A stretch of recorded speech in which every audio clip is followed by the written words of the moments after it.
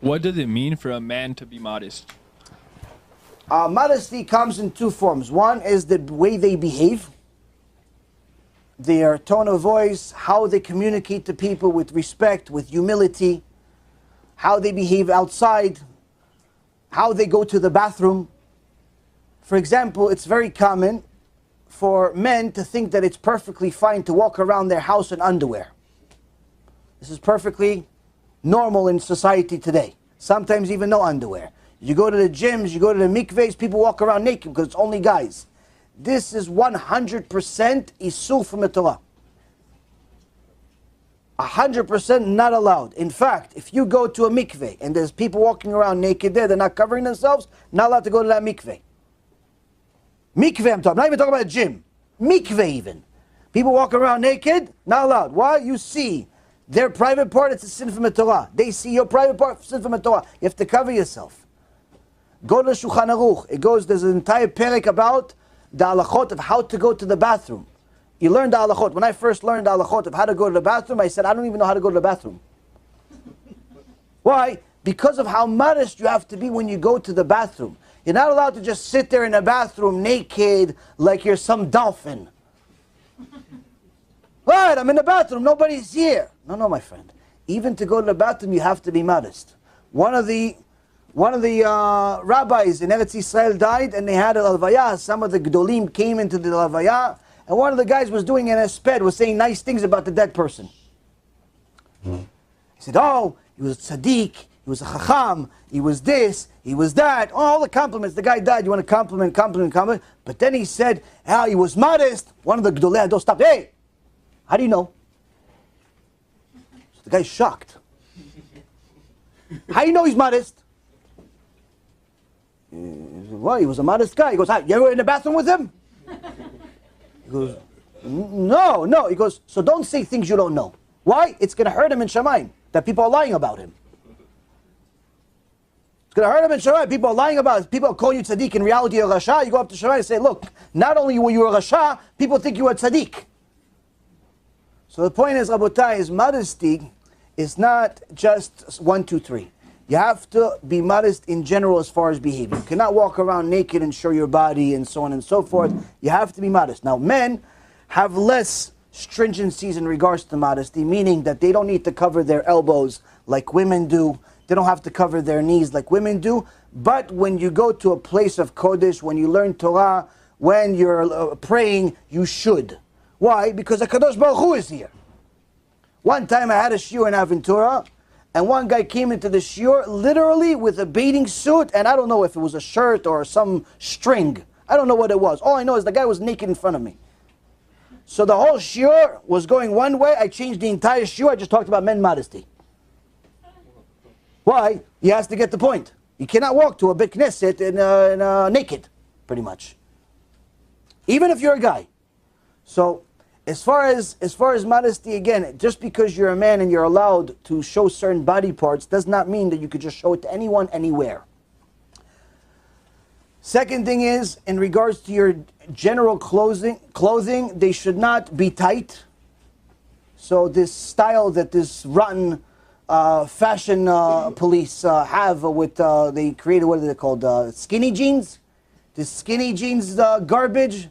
First of all, you should know that skinny jeans were originally invented by the Nazi Germany. That's what their uniforms were, just so you know. I actually have a picture on my page somewhere that compares the skinny jeans that you buy for $300 and Nazi uniform. It's identical.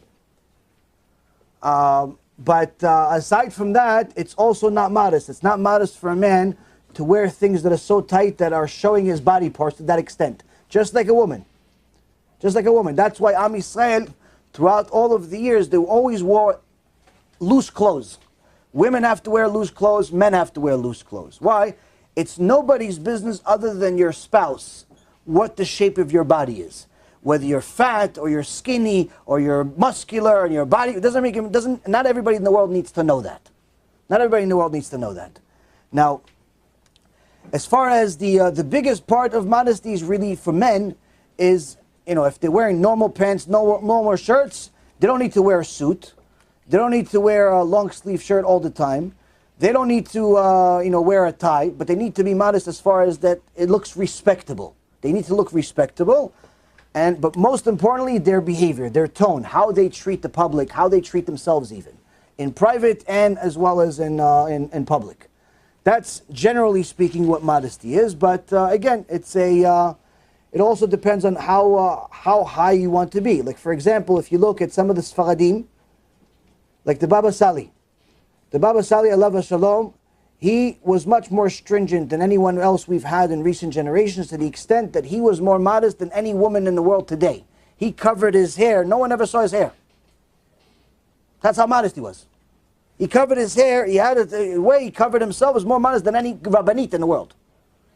Why? Because he knew that there's kedusha in it. And he was able to do many, many wonderful miracles as a result of his beautiful modesty and his Torah. Point being is that modesty is a beautiful way for you to preserve yourself, but also to get closer to HaKadosh Baruch Hu, and most importantly, to preserve your marriage. If the man is modest, it encourages the woman to be modest. If the man is immodest, it encourages the woman to be immodest. And the reason why is because it's simple logic. If the woman heard the rabbi say what the halakha says, she has to cover her hair, she has to cover her body, she has to cover this, but her husband walks around all the neighborhood, not just the house, walks around the neighborhood with just his shorts. That's it, nothing else. He's topless, he's shoeless, he's pretty much, he go to the shower just as is. He walks around as that, and his tzadikah wife is looking at this. She's gonna second guess herself. It's like, it's not fair. Torah is not fair. How is it that he's allowed to walk around practically naked with underwear, and I'm supposed to be Sarai Imenu? How? Guess what? He's not allowed to do that. When you go, if you want to go to a beach, you have to go to a separate beach. One side for men, one side for women. That's how it works. You cannot go to a mixed beach. Why? Because there's immodesty there. If it's just you and your wife, no problem. But there's other people there, big problem. So the point is, Rabotai, is that modesty is a beautiful, beautiful thing once you apply it to your life. It helps you get closer to HaKadosh Baruch Hu, but also helps you get closer to your spouse, and helps you appreciate the creation itself, yourself. It helps you overcome a lot of obstacles, whether it be promiscuity or all types of wasting seed and things of that nature. When a person is very free with themselves, they touch themselves constantly. They even if it's not, people. There's certain guys that just like to touch their body all the time. Oh, they touch this and they touch that and they touch, and their hand goes everywhere. First of all, you should never shake their hand. God only knows what's on it. But aside from that, if a person is very comfortable with their own body, even a guy I'm talking about, if he's comfortable with his own body, touching himself constantly, going under his shirt, going here, going there, in his pants, all the time, for sure he sins. Big. For sure. Why? You're not really supposed to be that comfortable with your body, because of how attracted the body is to making that big sin called wasting seed. The more comfortable you are as a man with your own body, the more likely you are to fall for the biggest crime in the Torah, which is wasting seed. Which means, in essence, according to the Torah, if you look at the entire Gemara, the entire Shas, beginning all the way to the end, there's only one time that the tzaddikim in the Gemara compliment themselves. It's not about the Torah that they know. It's not about money they give. It's not about how smart they are. The only time they compliment themselves is when they protect their brit to the extent of not even looking at it. Not even looking at their brit. That's what they compliment on themselves. Why? They're proud of it. That's something to be proud of. They've made themselves so uncomfortable with their own body that they feel uncomfortable looking at their own part. Now, obviously, they're with their wife, but you don't need to look. Why? You look, you think, something happens. Something happens. So that's, in essence, what you're supposed to do. What you're supposed to aspire to do. And Bezrat Hashem, you succeed. If you do this, you can become a very, very big tzaddik, and you can help yourself and society at large. If you don't do it, God help you.